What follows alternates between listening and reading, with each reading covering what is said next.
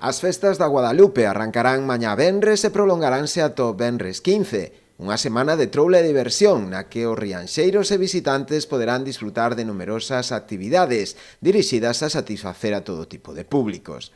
Os festexos iniciaránse co pregón, a cargo este ano do actor e humorista Pepo Suevos, para a continuación proceder co tradicional chupitazo das guadalupeñas. As festas comezan mañán será o primeiro día, mañán é o vernes día do chupitazo.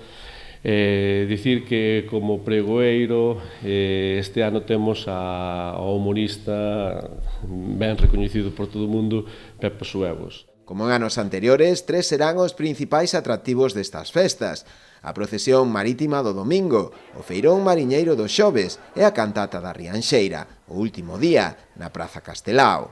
A Comisión de Festas decidiu ademais atender este ano unha solicitude dos veciños e invertir un maior presuposto no deseño do cartel das verbenas da noite. Continuamos na línea de outros anos, pero un pouquiño reforzada no apartado da verbena, porque foi o que nos pediron a veciñanza, e ademais a veciñanza colaborou ben o ano pasado, e iso axuda a que este ano podamos darlle un toquiño máis de calidade a verbena, non? Un pouco, incrementar un pouco o gasto, e desto tamén dependerá de como colabora a xente este ano, de que para o ano podamos continuar nesta tónica ou haxe que parar un pouco, frenar un pouco, non? Outro dos pratos fortes do programa será o Festival Rock in Rian, do sábado, que chega este ano a súa 14ª edición. É a nosa 14ª edición, música 100% galega, totalmente gratuita, donde temos un montón de actividades. Temos desde actividades de food trucks para comidas, roteiros, pasabares, pasarrúas, e a parte final, que son as actuacións en escenario.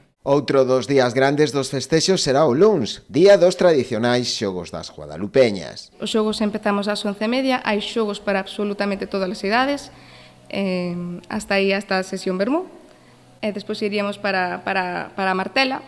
Na Martela temos comida de peñas. Como ven sendo habitual, o Concello porá en marcha un dispositivo especial de seguridade para evitar que se produzan incidentes. Establecerá tamén en varios días un punto morado de información para identificar violencias machistas e poder axudar ás vítimas.